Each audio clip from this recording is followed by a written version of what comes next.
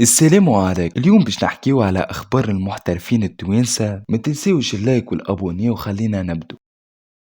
انيس بن سليمان بعد تألق كبير في الفترة الاخرى اليوم يعاود يتألق ويسجل هدف في الشامبيونشيب بالرغم انه كان احتياطي. هبط في الدقيقة 63 كما تشوفوا وصلوا باس كسر بالجوار وشاطها.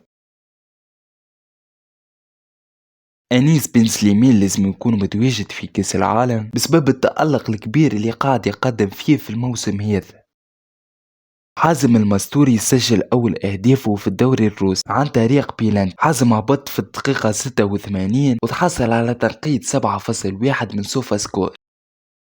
أمين الشرياني لعب اليوم مباراة في الدوري التركي قرب من تسجيل هدف لكن الحارس تصدى لكورته. أمين خرج بتنقيط 6.6. لاعب قاعد يخدم على روحه في كل المباريات يكون أساسي.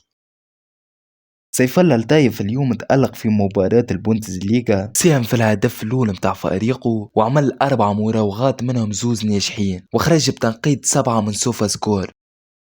ريان مسعد التنفوري اليوم تألق في دوري روشن السعودي. سجل هدف لاعب ان شاء الله باش نحكي عليه في فيديو وحده. لاعب لازم يكون في المنتخب التونسي ولا حتى في تربص مارس القادم. لاعب خرج بتنقيط 8.2 من سوفا سكور.